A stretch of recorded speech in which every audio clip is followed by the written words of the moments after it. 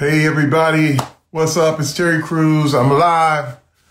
Man, what a special time we are in right now. It is really, I would like to call it a wonderful time.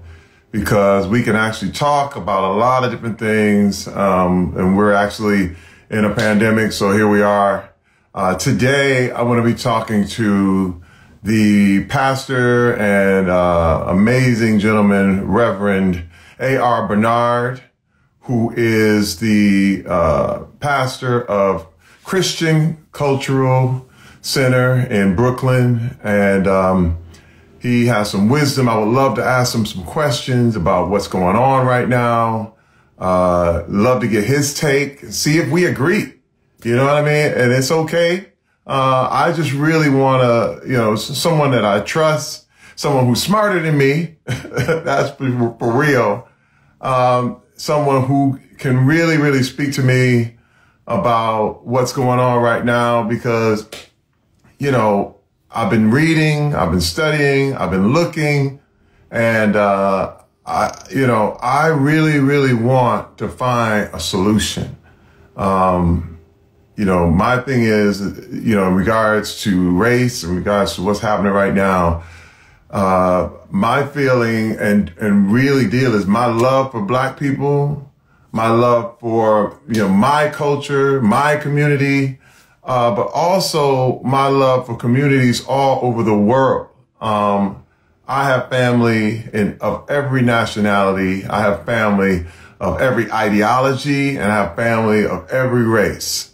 Family in different countries, from Brazil to Korea to South Africa. I have people who I call my brothers in every country in the world. So, being that I need to get some clarity on, what's going on today. What are we going to do about what's happening here? And just to get, again, to listen to a person who has been involved, Pastor Bernard will admit that at one time he was a member of the Nation of Islam before he converted to Christianity. And I would love to talk a little bit about his time in that. I'm waiting for him to join in right now. And let's see, I'm going to view. If I go live, hold on. There he is. Oh, it says he's unable to join. Let's see. Let's try this one more time. Oh, I hope he's able to come in. Let's see. Hopefully, Pastor, you can join in. But does anyone out there have any questions for me about? I actually went kind of wild. I went viral yesterday because one thing is I've been, a lot of times when you try to have real discussions and then a discussion disintegrates into name calling. I never have subscribed to that. I do like humor. I do like sometimes sarcasm and this kind of thing works sometimes, but when things devolve into name calling, I never really respond to that. And my thing is, let me see. I'm trying to see if he's here. Hey, Bernard, hold on. I think we connected. How you doing? I'm doing well, my brother. How are you? Oh, this is good. This is good. All this technology, I got to fumble around for a little bit. I understand it. Hey, I get it. It's okay. But I'm glad to be on this phone. It looks like we're both taking some heat today. Yeah. It's been wow. This morning I was the donkey of the day for Mr. Charlemagne the God. Charlemagne the God, yeah. But I don't mind. First of all, people are free to have their opinions. You're free to think what you want about me. You're free to do what you want. This is why we're in America. This is what I think is one of the protections that we have, that you can have an opposing point of view. But this is where I'm a little, you know, just concerned in that now conversations have now devolved into name calling. And now you're not acknowledging the humanity or respecting the humanity of another person. You tend to call them out of their names and dehumanize people. And if you dehumanize somebody, you can do anything to them. What do you see? First of all, I have to say, can you describe some of the issues that you're having right now? Because, like you said, we're both been in hot water before. Let me give some context to our relationship, because when you were on the East Coast, you and Rebecca would attend our church, Christian Cultural Center, and then you relocated to the West Coast and doing the things that you're doing now. And you and I spoke right after the interview you did with Roland Martin, who's a friend of mine, and, you know, to talk about the issues there. I thought it was a good, solid interview. So, you know, our relationship, you and I go back, you know, quite a few years. But I think, you know, why I'm in hot water today, because I purposely stirred the pot yesterday, you know, after looking at the horror of young Black children that are being killed by gun violence in our community. I felt a deep, deep pain. And I posted on my social media a picture of young Devell Gardner. And in posting that picture, I explained, because there are people, you know, in other parts of the country who didn't even know about this young boy in Brooklyn. Baby, 1 year old, sitting in a stroller in the neighborhood, and a stray bullet hits him and kills him. And he is one of some 7 children, Black children, that have been killed by this kind of violence in our community. So I posted it, and I have been longing and even hinting about, you know, pushing conversations, nothing formal. You know, I don't have a TV show that I'm about to launch, nothing like that, because those are some of the criticisms that I got. But what I did was, on that picture, put the caption explaining who this young man, young child was. And I put a hashtag, and it was hashtag Black on Black. Not Black on Black crime, but Black on Black, because I was not thinking about Black on Black crime, which is a word, a code word that has been used, you know, to target our communities and paint a certain picture and image of Blacks as being violent and hostile and aggressive, you know, and that goes back to centuries of slavery in America. But I was talking about Black on Black, a conversation about the issues in our own community that we can't blame the system on, that we can't blame the white man for, but that we have to take responsibility for. One of the reasons why I got involved in the Nation of Islam back in the 60s, besides the fact that I grew up in a single-parent home on the streets of Bed-Stuy and Bushwick, Brooklyn, looking for order, looking for identity, looking for strength, at a time where America is going through every revolution imaginable, the civil rights movement. You're talking about spiritual revolution, moral revolution, the Vietnam War, and the feeding of the military-industrial complex. You know, there was so much going on, music revolution, Jesus movements. And I was looking for that identity. And I was part of the desegregation program that bussed us out to white schools from Black community. And so I grew up in the two worlds, the world that was white and the world that was Black when I got home. And I developed friendships and relationships, you know, in both communities, in both contexts. And it became obvious to me, as we call it woke today, you know, but for us, it was simply being conscious, aware, sensitive to what was happening, and considering what role we would play in making change.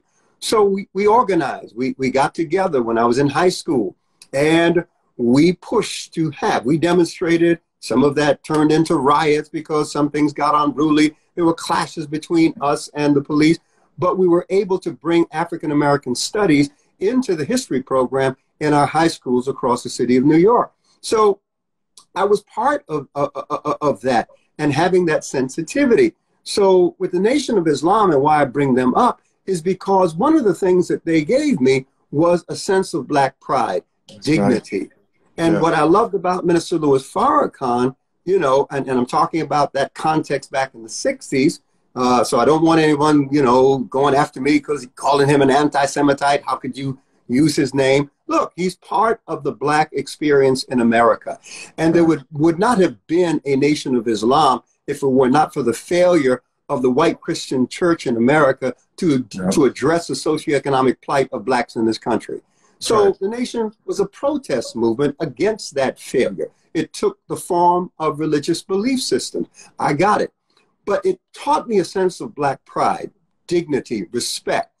Farrakhan spoke about the ills in our community. He talked about the fact that we were not eating properly, that we need to pay attention to our health, family, and how we, and the Black man, and the responsibility of the Black man to the family. I mean, these were all values that were built into it. Yes, it also contained a mixture of scapegoating of white folks, scapegoating of Jews. That's true. Yeah. There is nothing perfect. That's why we're wrestling through this now in America.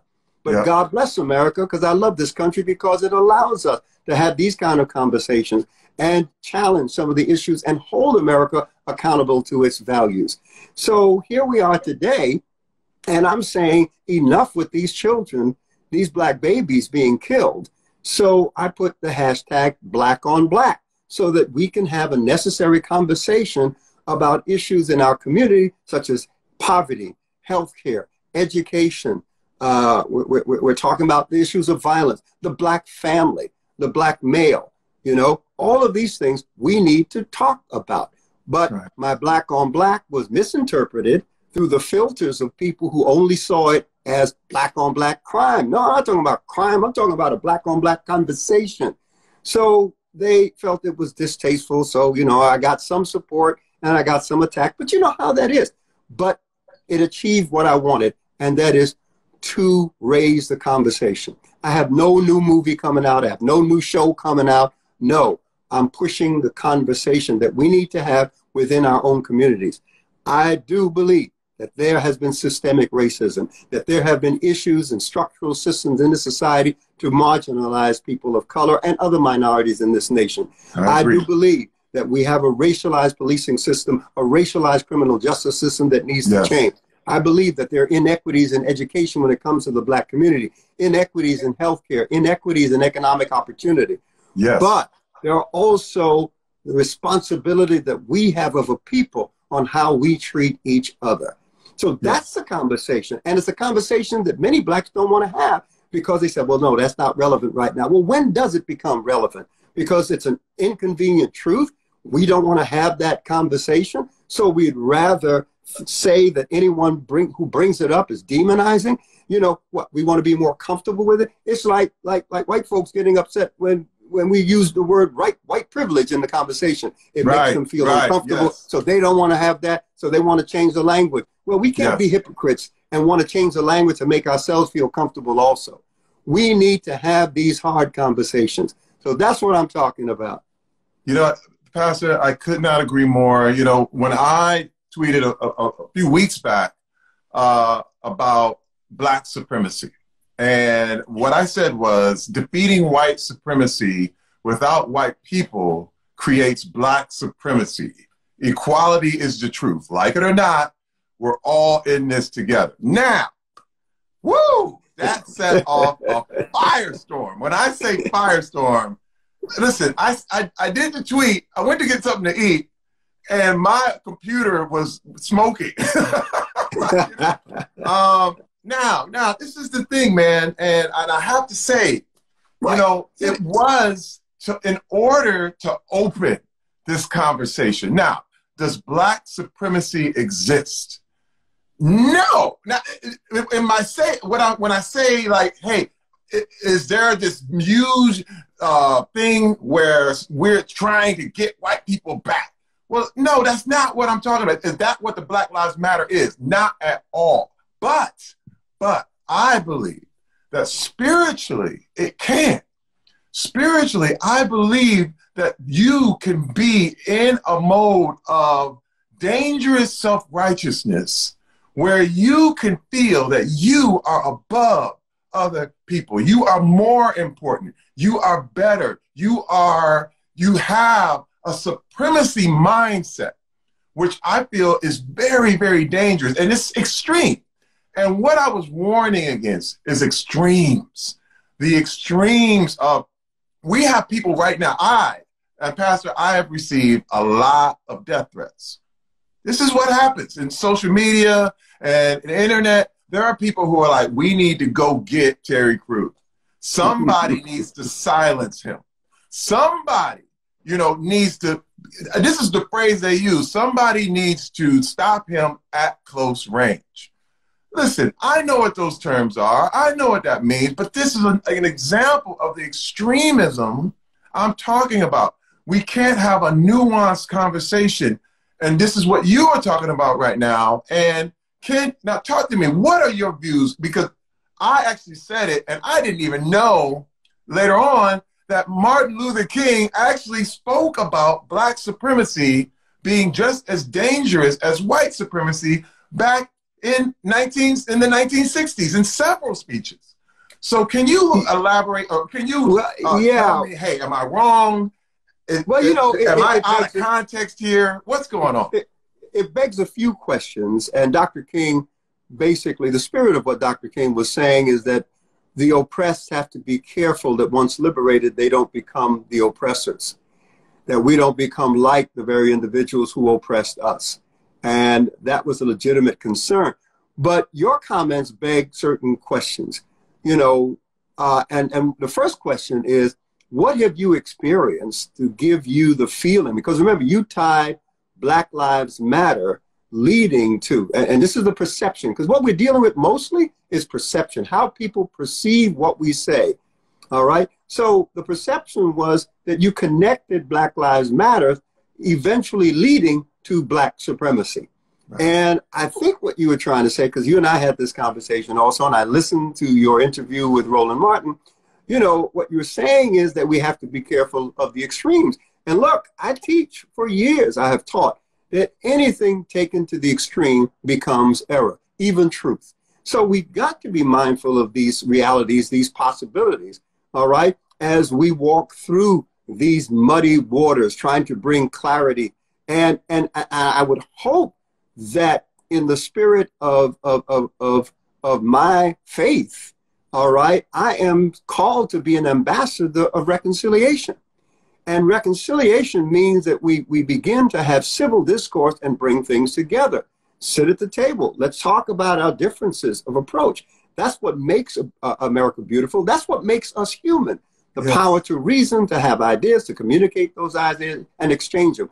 But we're in a climate of such tribalism, such deep extremism, that you are either on my side or you are against me.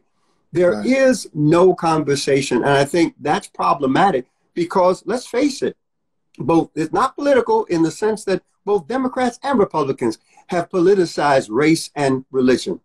They have co-opted Jesus. They have co-opted Christianity, so that even Christianity is being challenged. So the question is, what was informing your concerns about this leading to black supremacy? I heard, and this is the thing, I am amongst a lot of people in Black Hollywood, and again, my ear is to the street. And I heard different things that I did not agree with amongst my own. And what was wild is that, after I said that, a little bit later, Nick Cannon had a show on YouTube that basically was called Cannon's Class, where he was teaching exactly what I was warning against. What was he saying? He said that because of the melanin that I have more compassion, and that the lack of melanin made white people evil, savage, and just, more inclined to do damage. And I just was going, this is a mistake. This is the stuff I had been hearing for years and years. amongst my own. And everyone was like, that's the truth. That's the truth. And I'm going, but wait a minute. The melanin thing has nothing to do with who we are as human beings. I have white brothers. I have, Jewish brothers. I have people who I call family. Why? Mm-hmm. What does this mean? But this was taught as truth. And I was going, now you mix this into this opportunity we have. I like to call it the sportification of this movement, because what happened is now I feel like, hey, the black man has been down by 50. And now we have our chance to go up by 1. And Terry Crews, you're ruining it for us. But this is not a sport. This is a house that we all have to live in together. I truly believe, I'm going, wait, I can't compete with you on this thing. This is now, we're going to have to go in the same kitchen, in the same refrigerator. We have to use the same bathroom. We have to organize how we're going to work in this thing. In sports, it's about destroy. And I win, you lose. And I'm going, this is a wrong mindset.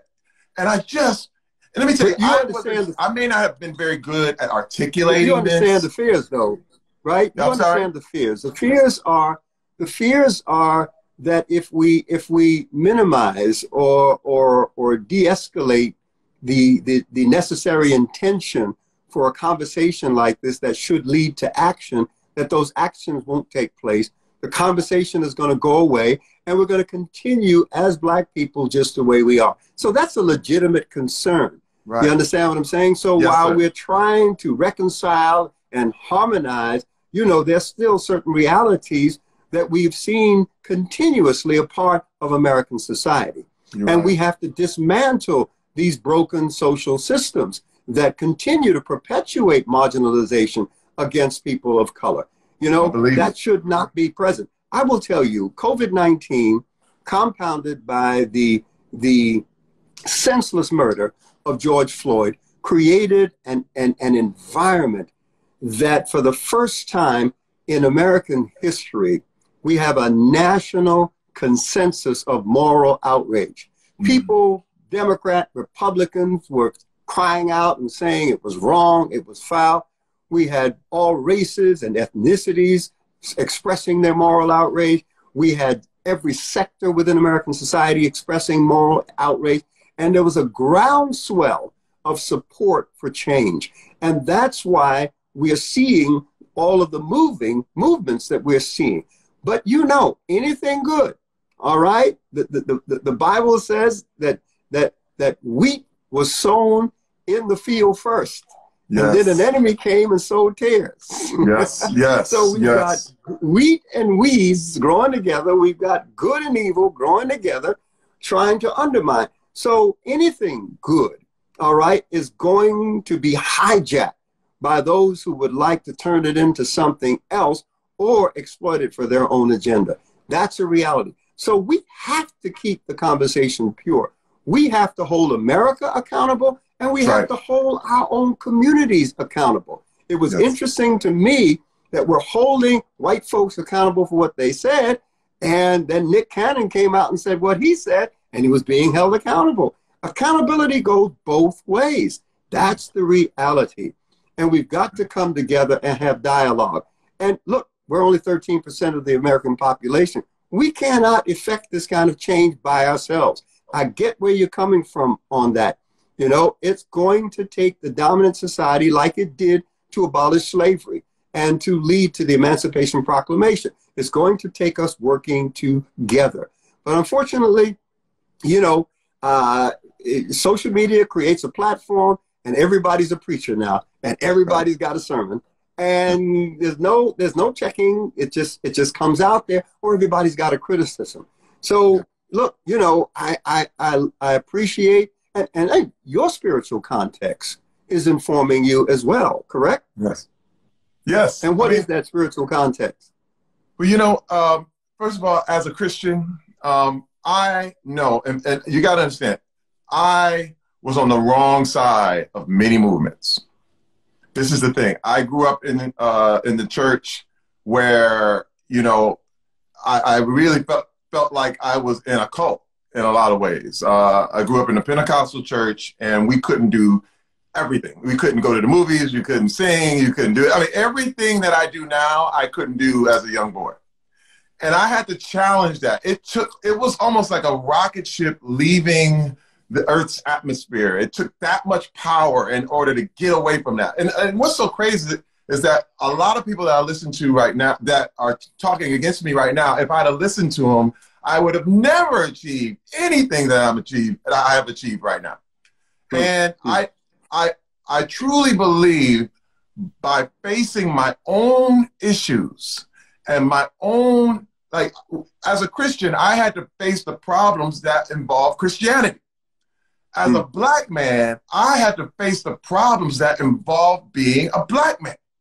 As a male, I had to face the problems that involve being a man. You remember, I went up against all of white Hollywood 2 years ago. And everything that's being pushed against me, that other black people are saying against me right now, was said against me by white people 2 years ago. When I came out as part of the Me Too movement, and I described my own assault and what this was, all of Hollywood was like, he's crazy, he's out of his mind, this can't happen. And I came up against toxic masculinity, and the word that I said was men must hold other men accountable. And we have to do this over and over again. I truly believe Christians must hold other Christians accountable. Black people must hold other black people accountable. This is how the change takes place. It doesn't come from me holding that guy way over there accountable for something, because systemic racism didn't make me late to my job interview. You understand what I mean? It's kind of like I have to take responsibility. When do we actually say, wait a minute, this part is me? I had to do this in my own relationship with my wife. 10 years ago, we were going to break up. It was over. And I was like, goodbye, it's your fault. But the realistic, I finally got it, that it was all me. It was my issues. It was my stuff. And I was always blaming her. And as long as I blamed her, I could never, ever get better. I could never see. That's scapegoating. You're preaching good, man, because that's scapegoating. When we look to point the finger and blame someone else, when we project on someone else, because it allows us to not have to deal with the issues in our own life. And it's both. Look, there's the enemy without and there's the enemy within. And both of those enemies have to be dealt with, not just one. And it may be uncomfortable to deal with the internal enemies, the internal issues. We may be afraid. It may be an inconvenient truth, hard to talk about it. But if we don't talk about it, we're going to be seeing the same thing in America 50 years from now, even when American population begins to shift to a predominantly population of color. We're still going to have the same situation. We've got a lot to deal with in the black community. And the only way we're going to get there is if we have these hard conversations at the same time. And it's not one or the other. We're not saying forget about the systemic racism, forget about the other issues. No, it is about both. It's going to take all three prongs. Let me give a little history here to those who are tuned in. All right. I had to prepare for an African-American agenda initiative, an urban initiative, when I was still, hoping that, something good would come out of this present administration in terms of people of color. So I had to go back and look at the last 100 years to understand what shaped and informed the movement of black people throughout American society. Jim Crow, segregation was going on, civil rights was happening, the Black Renaissance was taking place of music, gospel music, jazz, poetry. We were gaining a particular shaping of identity apart from slavery, and that identity, all that was going on. And I went all the way back to the early 1900s, and I will tell you, I found three individuals that really symbolize what shaped and informed the black progress in America. One was Booker T. Washington. Yes. And he took a lot of heat. He took a lot of heat. Because what was he talking about? Personal responsibility. picking yourself up by your own bootstrap, moral accountability, the role of the church and faith and religion in developing the black people. And you know, he was called a honky lover. You know, he was attacked.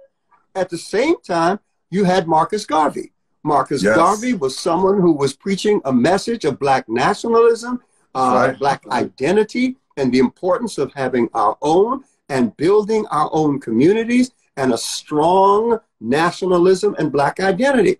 The third was W.E.B. Du Bois. And Du Bois was talking about, no, we've got to do legislation. We've got to do civil rights. We've got to change policy. We've got to attack systems and structures and change. And it's like, no, we don't have to choose between those. All the three of those things came together. Out of Marcus Garvey came the Rastafarian movement, but also out of Marcus Garvey came the Nation of Islam. All right.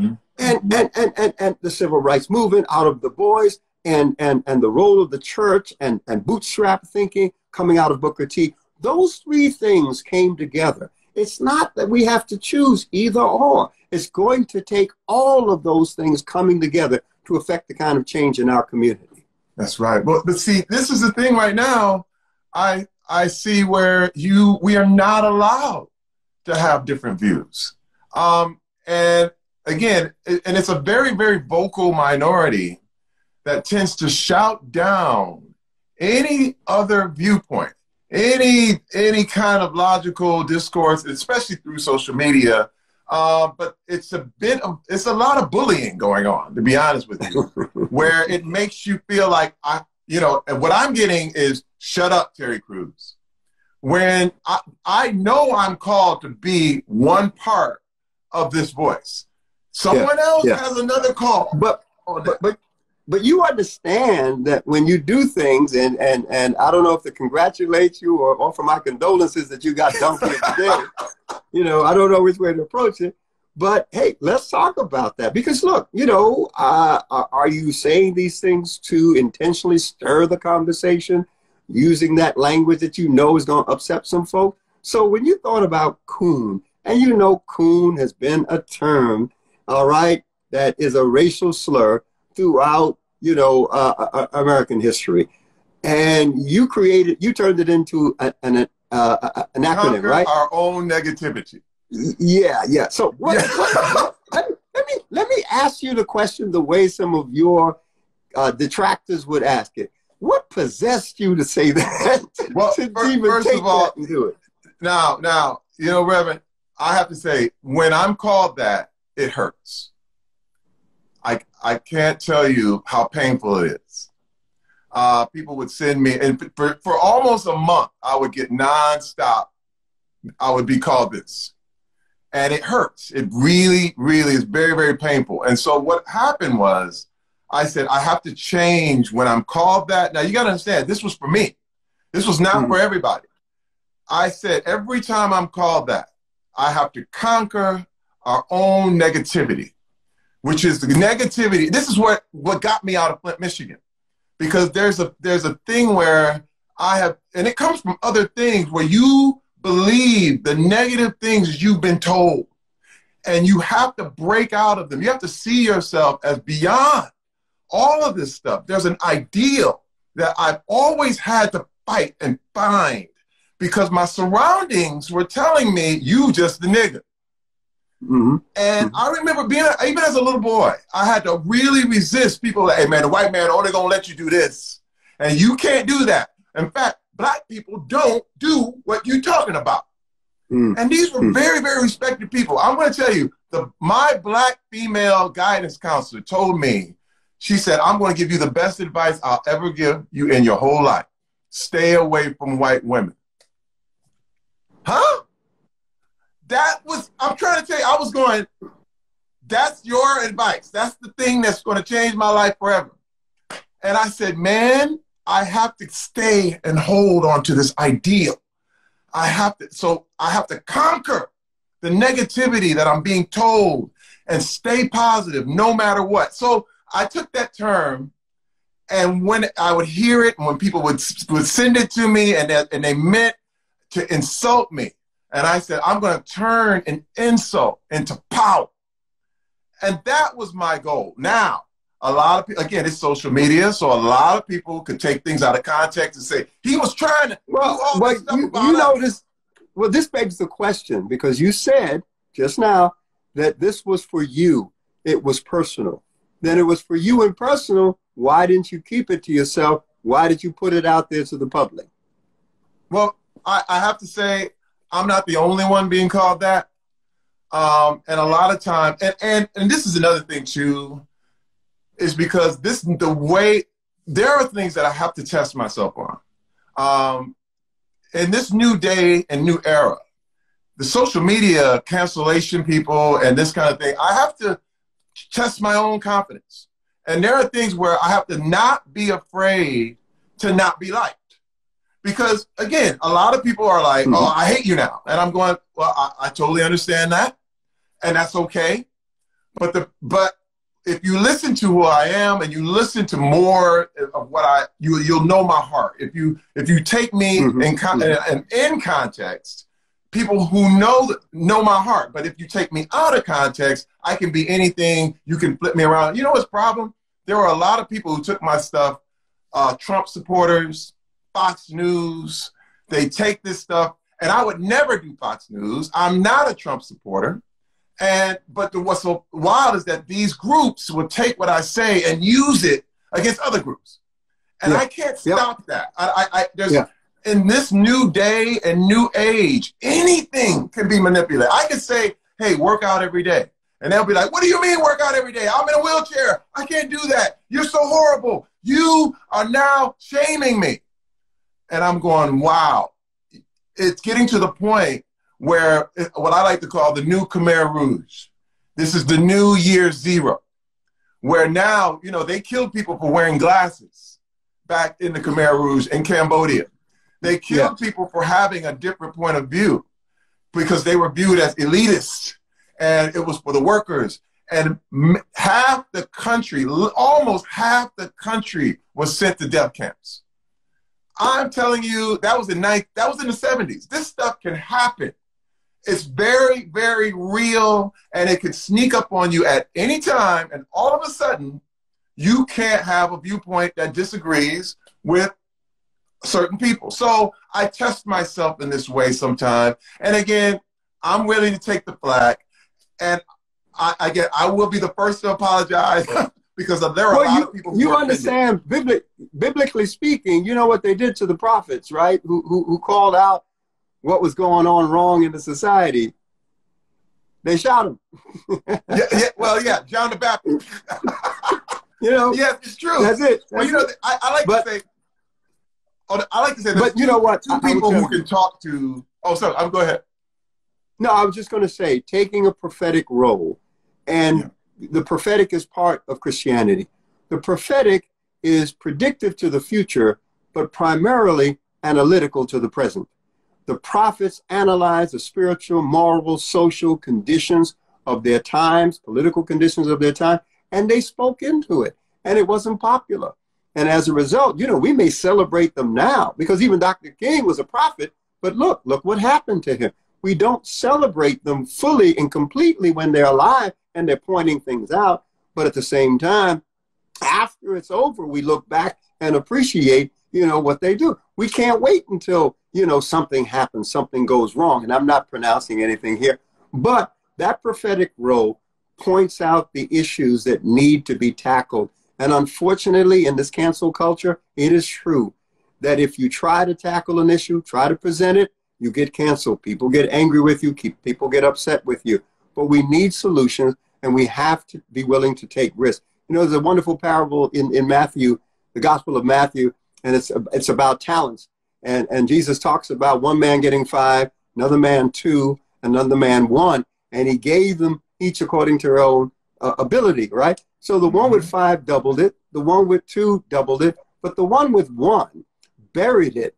Yes. And made comment that, well, I know that you're an unfair individual, so I buried it and give it back.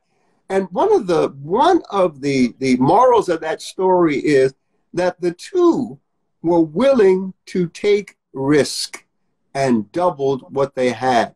Right. The one that wasn't willing to take risk and buried it lost even what he had. And life is about taking risk. Life is about expressing, but also taking the heat that comes with it. And kudos to you for taking the heat. I think you love it, because the way I see you, man, I say, this man must love the pain. He must love the torture. You know what? But I hear where you're coming from, and I want other people to know where you're coming from as well. You know what, Pastor? Let me tell you, there are two people that can speak to a tyrannical king. The one is the prophet, and I would never say I'm a prophet, but the other is the jester, the court jester. The court jester can say what he does his thing, and he calls out all this stuff, and it's like, barata. That's what I am. I am that guy who says the truth, and hey, man, I'm ready to take the heat. It's okay. I'm 52 years old. I'm past all the trying to be cool. I ain't got, you know, first of all, I really, really love people. And like I said before, I'm ready to die on this hill for the people who are truly, truly a child. The children of God are the people that I call my family. And if you call yourself a child of God, you are my brother and sister. And that's just, you know, I would die for you and with you. I know where my heart is. But at the same time, I'm also comfortable at being in entertainment. Not a lot of people are going to like your show. And it's your choice. You know what I mean? Like, it's my meter. Like, this is right here. This is my Instagram. I'm not speaking for NBC. I'm not speaking for any corporation or show or anything. This is just Terry Crews. And these are my viewpoints, and you have yours. And I love the fact that this conversation was civil and wonderful and eye-opening. We have to do this again. We have to be able to disagree and not be disagreeable. That's the old adage that we hear, but we don't practice. So look, man, this has been great. I want to thank you. Because when you and I spoke, and I said, "Hey, man, we need to talk. We need to go live and have a conversation about this, and let's keep the conversation moving." All right, I'm not going to comment on your coon thing. That was edgy, but that was bad. I will say this to you. I know that was edgy. Okay. You know, but I will think I say went over this the to line, huh? You know, yeah. Keep the conversations going. We need it, man. God bless you. I love you, man. Grace and peace to you, my brother. Thank you. Thank you so much, Pastor. Thank you. I love you. We'll talk again, okay? All right, man. God bless. Thank you. Love you.